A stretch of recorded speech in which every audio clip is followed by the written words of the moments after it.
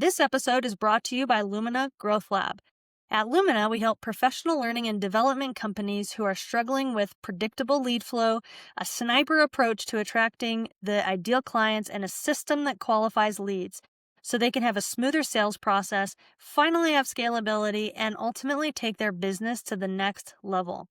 Most of the time, our clients come to us frustrated because nothing seems to work outside of word of mouth and referral-based lead generation. But with the right strategy and support, they're able to confidently add new channels of lead gen and a packed pipeline that creates sustainable revenue and year-over-year growth for cheaper than ever before because of the use of AI technologies.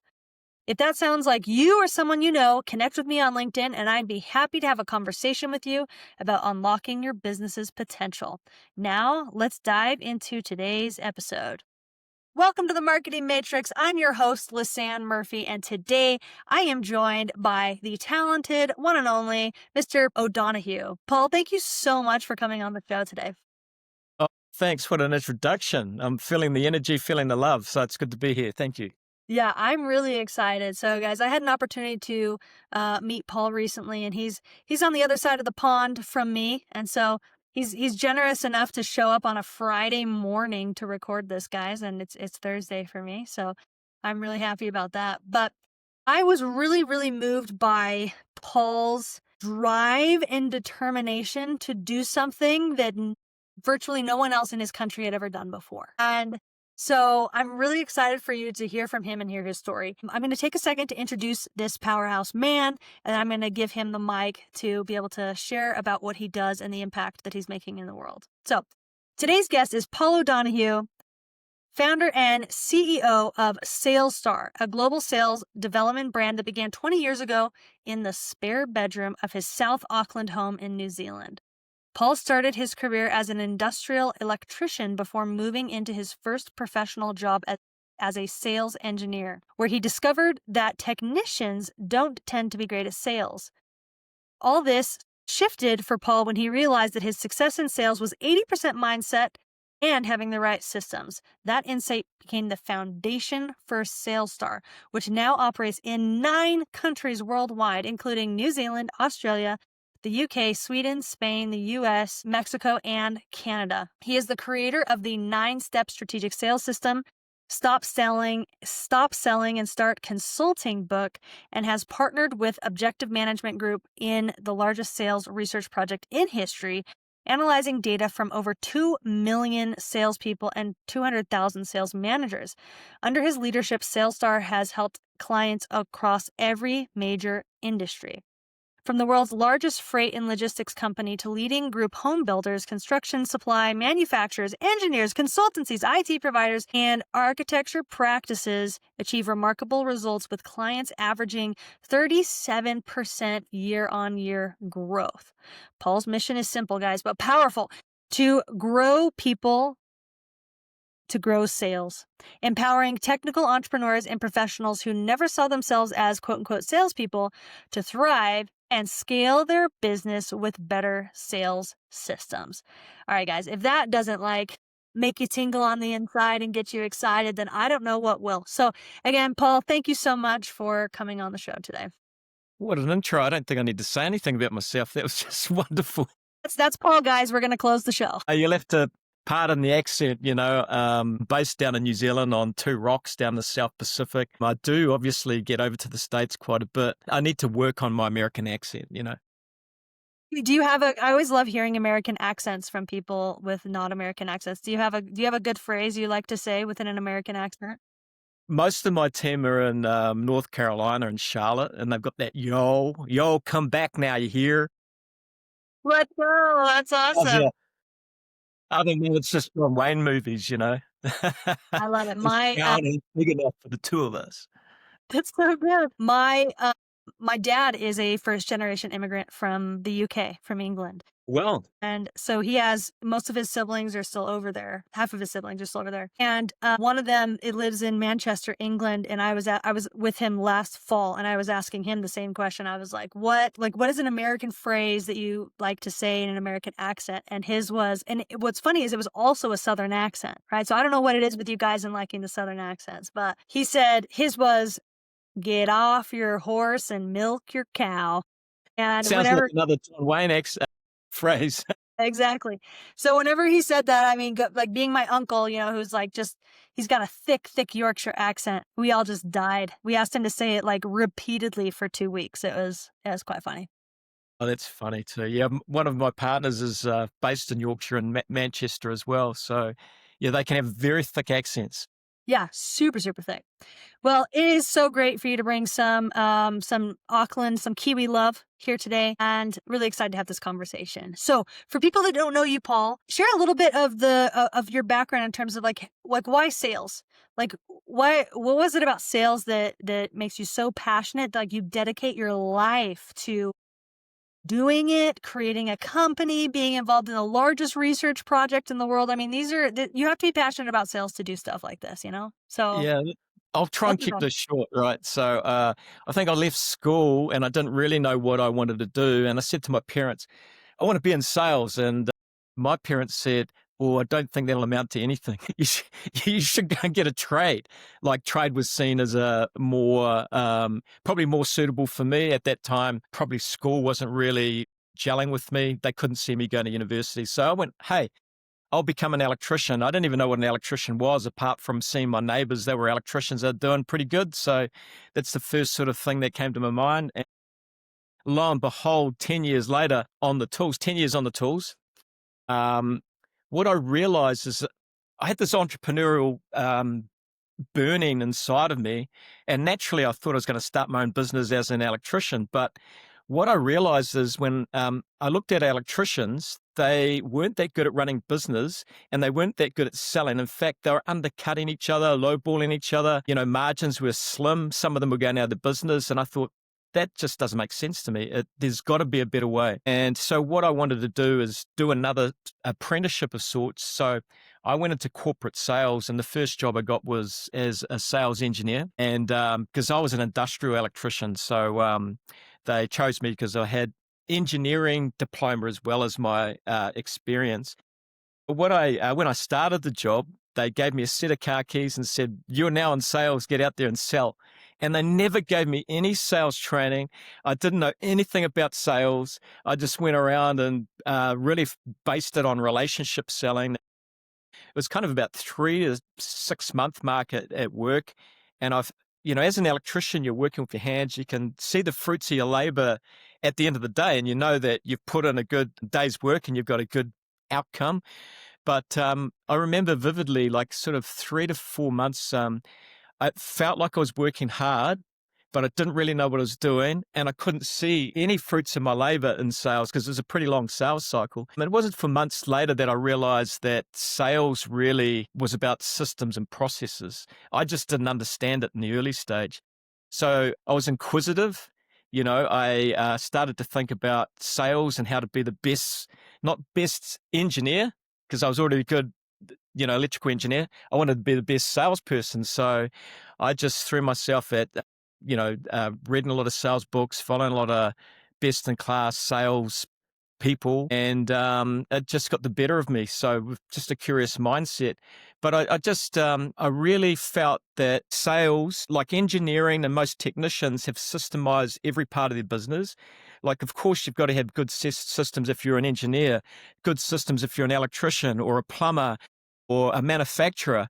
But, the technicians, they haven't systemized sales, and it just didn't make sense to me. So the long story short is I spent several years in corporate. I ended up working with Tyco Electronics. They were one of the top 50 companies in the world. And then I felt trapped in the corporate life, and that entrepreneurial sense of urgency started. I started doing some general business consulting, and then it just, I niched down into sales because I knew I wasn't a very good generalist. So I actually wanted to start a global business. It was inspired by a lecturer. I went to university, ended up going back to university in my 30s, so pretty late. But one of the lecturers said to me, he basically said, the problem with most business owners is we think too small. We just simply aren't thinking big enough. And pretty much inspired me because he said these words. He said, imagine growing a brand from New Zealand and taking it globally. because the world's a big place. And that word imagine was so captivating that I was leaning forward, and that's all I could do is imagine it for the next trimester. So I actually started to think about what could I do to grow a global business. And, it was one of those things where I was reading a lot of self-help books, and it was, if you do something you're passionate about, you never work a day in your life. So I went, well, what am I passionate about? What could and what am I passionate about, and what can I do to make a difference in a purpose-driven business that could be profitable? And I wrote down on a blank piece of paper the words sales, training, assessment, because I love data, and recruitment of salespeople. And the acronym came up and it said STAR. And that's where the STAR come from. And I went, oh, it's better than that other acronym, RATS. So it was like, okay, I think we've got an idea of a brand. And so what I knew back then is we needed the data to really, as a piece of the puzzle, to fit all this together. So I went searching globally on the internet, looking and exploring and going through lots of assessment tools. And I found a partner in Boston, Objective Management Group, and we've partnered them for the last 20 years. So they've had the biggest research in the history of selling to really evaluate sales organizations, from sales leaders, management, salespeople, their strategy, their process. And so it's given us this big data set. So, which is wonderful, because one of the challenges CEOs have is sometimes they don't come from sales. They either come from an engineering background, a technical background, or an accounting background. Next minute, they're thrusted into the CEO's role, and the buck stops at them. Unfortunately, when sales aren't tracking where they should be, they've got to have all the answers. And now for us, we help those CEOs by providing that data, providing our analytics, and looking at the real root cause of their sales issues and what's going on. So we remove all the guesswork, because guessing isn't a strategy. It's data driven. And so that's where we start, is just providing the data for companies to really look at how we can improve sales so it's more predictable and profitable. I love that. Okay, so I've got a slew of questions that are coming to my mind. First of all, I don't know, sales rats, probably that could have taken off. Sales rats. I love it. Okay, so my first question is, speaking of the data, because you've been talking about that, the data that you're gathering, what were some surprising findings that came out of the data that you didn't necessarily suspect? Because, sometimes data validates your ideas, and then sometimes data is you're like, what? Like, I never would have thought. So I'm really curious to know about some of the unique findings that your massive data set has produced for you. So the findings were a surprise, for sure. Surprising, but not surprising. So what do I mean by that? The first thing I realized is that 90% of companies don't have a strategic sales system. They haven't systemized sales. So what happens is sometimes they have a strategy, but then not all the sales team are on the same page as the strategies. They're not all rowing in the right direction, but there's no common best process, right? So what we know is that if people are all selling individual ways, the sales manager, which is also one of those findings, is that a lot of sales managers aren't that effective because they were the best salesperson. Now they've got to take on a different set of skills. It's the best player doesn't always make the best coach scenario. So, that's coming through in the data. 90% of companies don't have a solid sales process that's milestone centric. That's all. That's why they can't have a repeatable and predictable sales outcome, because they're not following a process, they're not following a set of rules. The sales managers aren't able to hold salespeople accountable on the right activities. They aren't able to coach them up or do deal-specific coaching and help them. So that's kind of one of those fundamental things that really stood out. One of the other things is we dive into mindset and how important that is in sales, which is really about 80% of sales success. So there's a lot of there's a lot of baggage that a lot of people have that impede them from being effective. Because at the end of the day, the first person you have to sell is yourself. And if you don't believe in what you're selling, or there's baggage there, you're going to carry that into a sales call. I love that. So good. Okay, so now moving back to your story, how you were saying that you really learned that you were saying, I really learned that sales is about, and then you filled in the word processes. I was like sure that you were going to say something like relationships or consistency and follow up or like something like that. So like the fact that you said it's really about processes, like it piqued my interest because I think when most people talk about sales, they don't talk about it from that frame, right? Which totally makes sense with your background in being an electrical engineer. Engineering. That's where I got it from. I looked at, I did my electrical apprenticeship at Ford Motor Company, and like they had manufacturing process, which was Kanban. You know, they had every single station. You had all of the raw materials, and you had someone that was proficient at each station. And until you ticked off all of the things that you need to do in that station, then it would go to the next station. And that's the way I looked at sales. It's like, hang on, if you're missing parts out of like manufacturing a car and you wait till the end and you realize there's bits missing, it's a pretty expensive job to rework that car. So you lose all the profits. And it's the same thing with sales.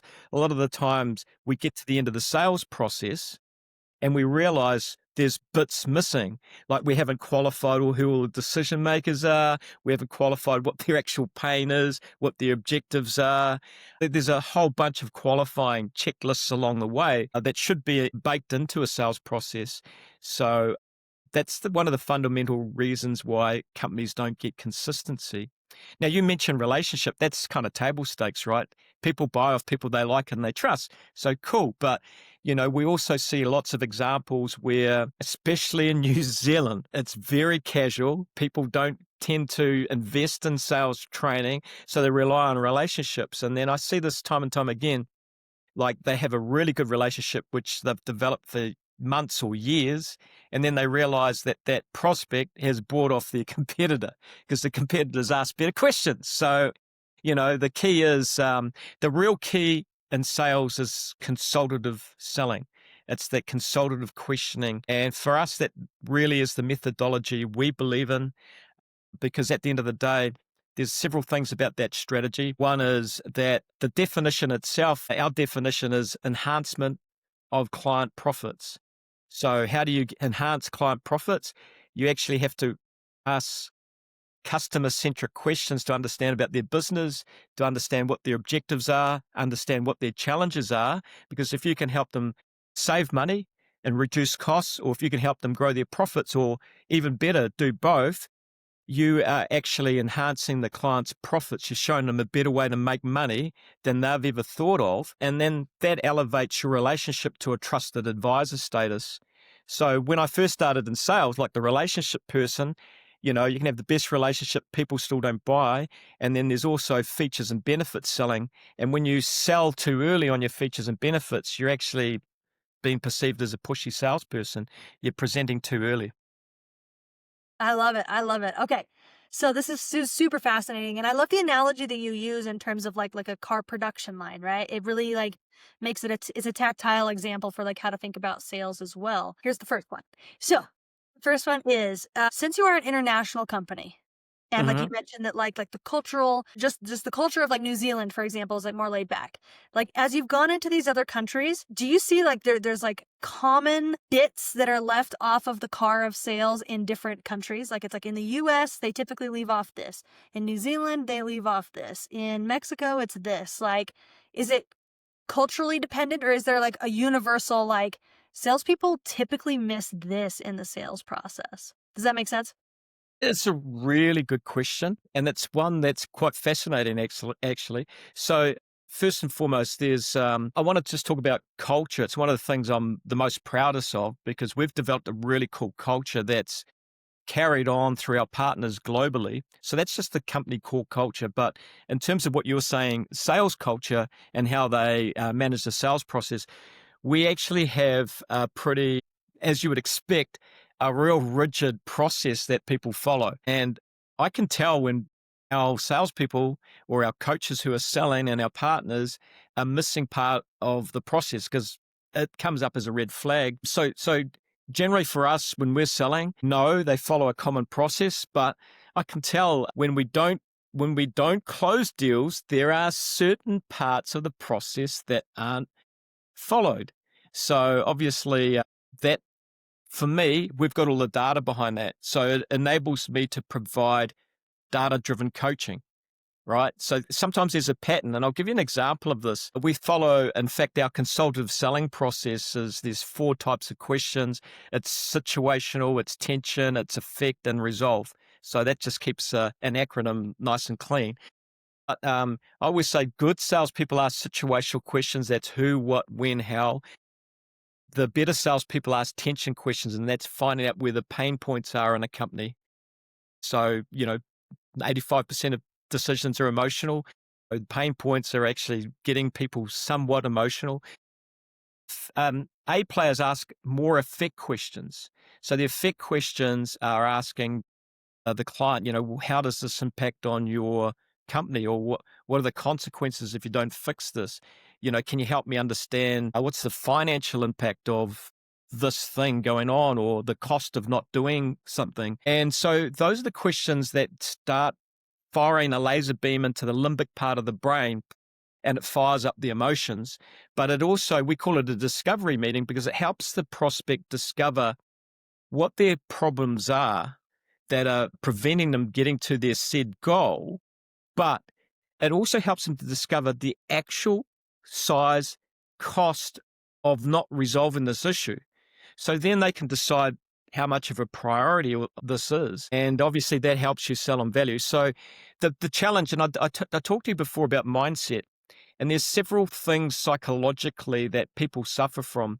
And I'll give you 2 examples of that. There's this notion of there's this condition called need for approval. And it's when a salesperson wants the prospect to really like them, right? Because they're basing it on that relationship selling. They avoid the tough questions to move the sale forward. And those tough questions might be those effect questions I've just talked about. They're like, if I ask those tough questions, they might not like me, might not buy from me. It's actually the opposite's true. And the other one is a condition called money weakness. And the money weakness means they'll stay away from having money conversations. But the reality is, you can teach someone the skills and the process and the strategy, but when they don't execute it, you've got to look at it as they didn't understand the learning transfer. They don't understand the technique, or is there a psychological thing preventing them asking? And that's the latter is more often the cause of them not following the strategy. They're just not comfortable in certain parts of the process.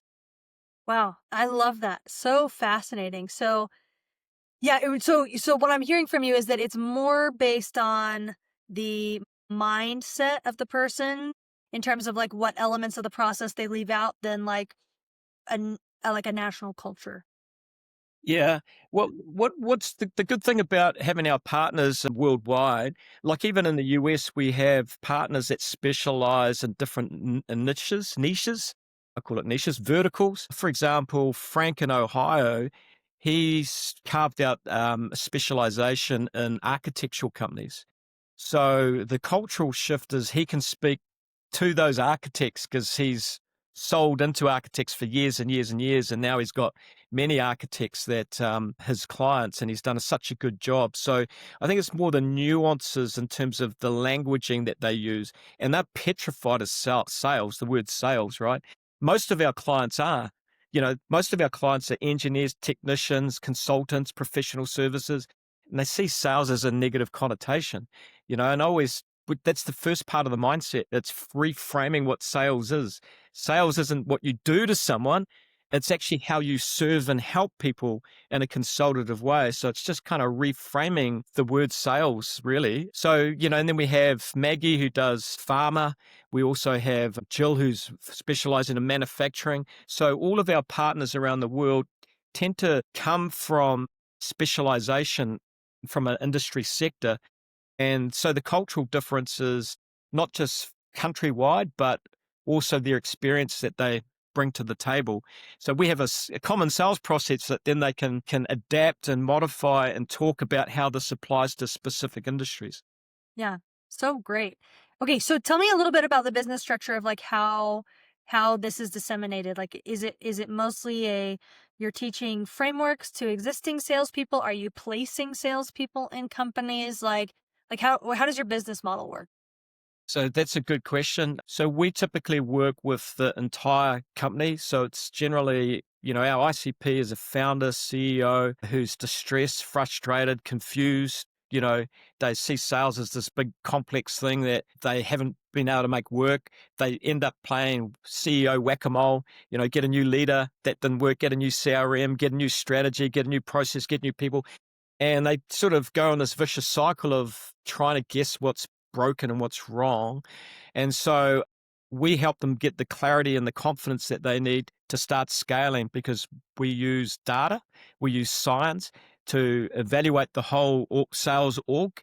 And then that provides us the data that they need so timely to make the right decisions on what to fix. And so once we've done that piece, we're in a position of being able to recommend how we should work together. So typically, we start off with a 2-day strategic foundation workshop where we look at aligning their growth strategy and their sales process. And we get everyone in the team, like our typical clients are, they're generally 5 to 100 mil. They have one sales leader, between 4 and 20 salespeople. So where we can, we get everyone, including the CEO, in the workshop, because my favorite saying is those that build the plan don't fight the plan. So you got to get everyone aligned, because, how many times do you hear salespeople say, well, those were KPIs that were pushed on me. I didn't subscribe to those, so I don't believe in them. This isn't, this isn't the process we use. And it might be an outside sales training company in to go, this is our sales process, you should use that. We don't do that.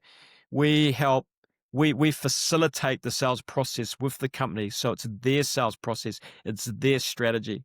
So you got to get everyone buying into the process. So 2 days, we're able to get clarity on the strategy and the process moving forward, and that's including their KPIs, their strategic messaging, the who.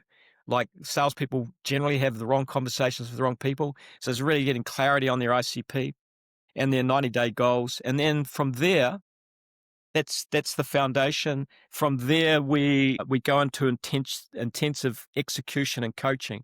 So we're helping the client execute on the strategy.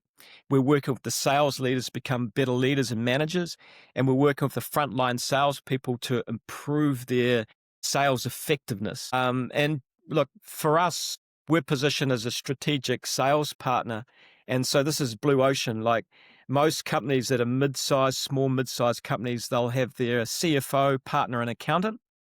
They'll have their marketing manager, a partner, an agency. But who do their sales-led CEOs and sales leaders partner?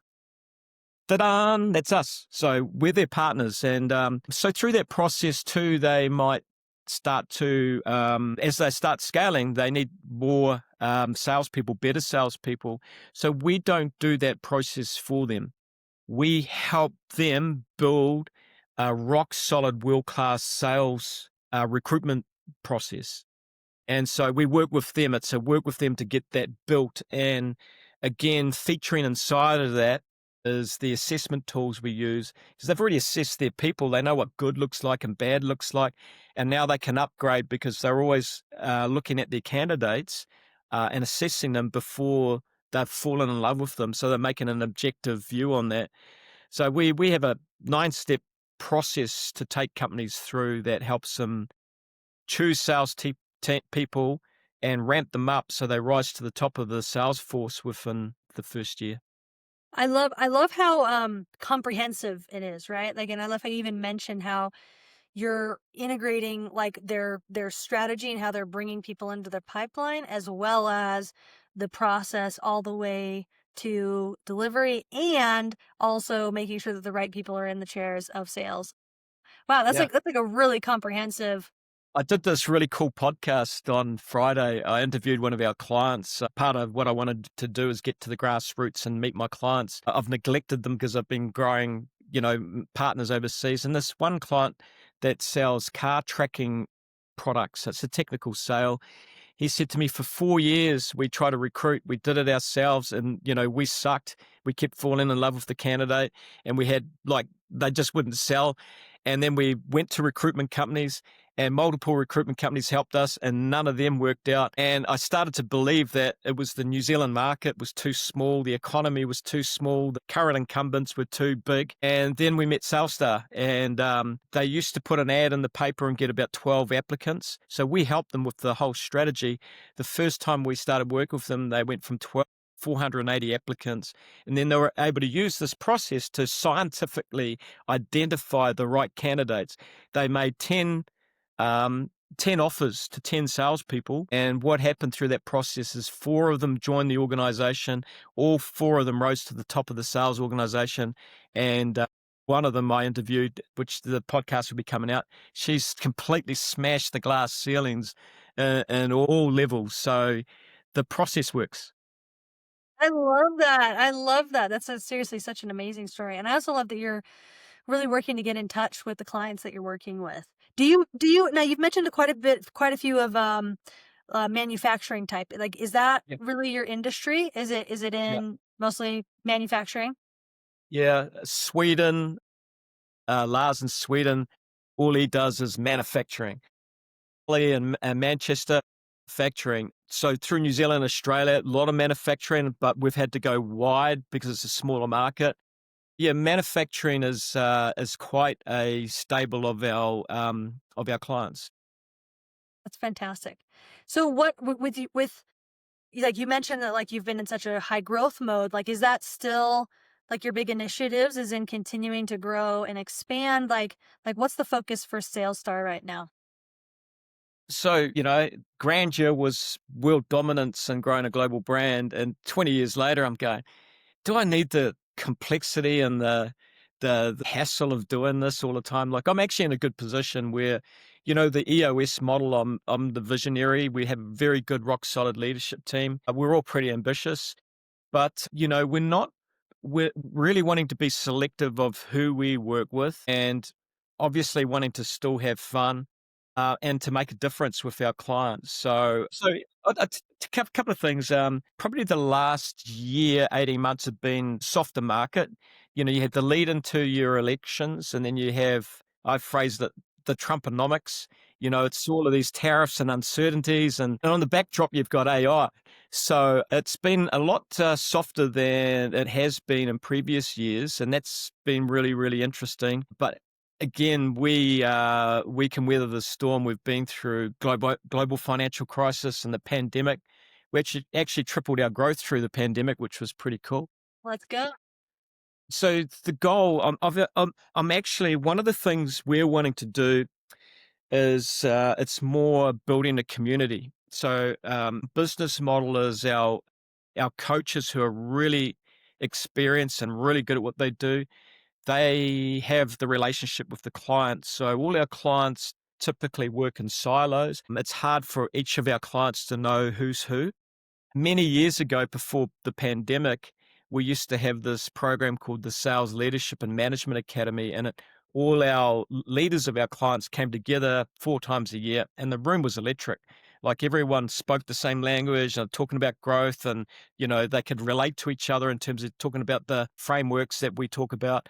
So I want to breathe life into building a community for business owners and sales leaders, because let's face it, with all of this uncertainty, and then you've also got AI, being a business owner, whether you're a business owner, CEO, or a sales leader, like there's a lot of pressure and you're often doing it in isolation and you're by yourself. So I want to grow a community. And, at the moment, I'm thinking it's the Sales Leadership Academy, and maybe there'll be like a leadership in a boardroom. I want to work with entrepreneurs personally, but so yeah, I'm really focused on building out this community at the moment because I believe the market really, really, really needs it. But you've got to learn from your peers. It's not us pushing content either; it's us providing a platform so, the person leading sales in a business can be with their peers and relate to common issues and challenges. And as a mastermind group, we can unpack that together. So I think that'll be a pretty cool initiative.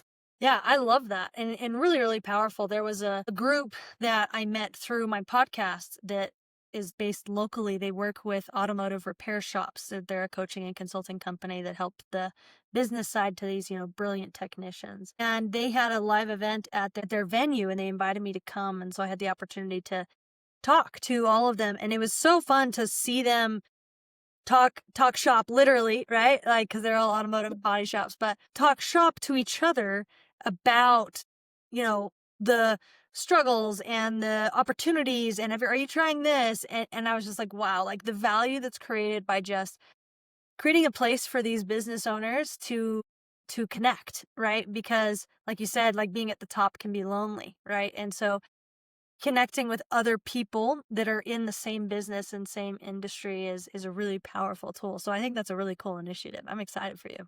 Yeah, and I think most business owners built a company.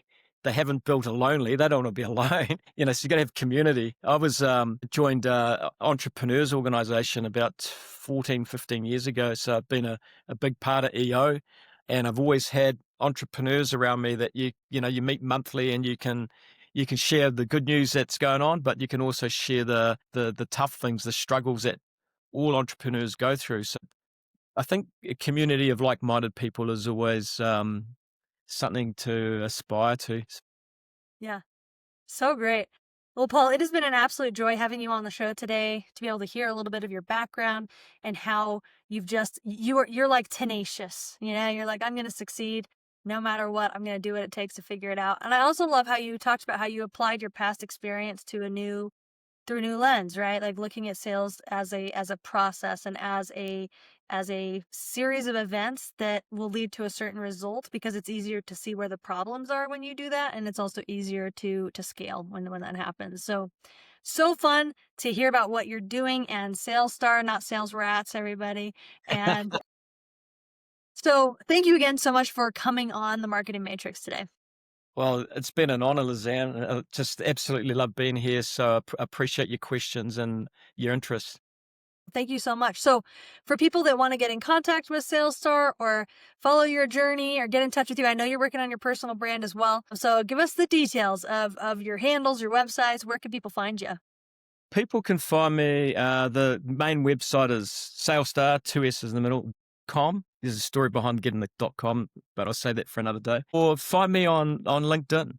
So Paul O'Donoghue on LinkedIn. There'll be a tab down there that you can click on.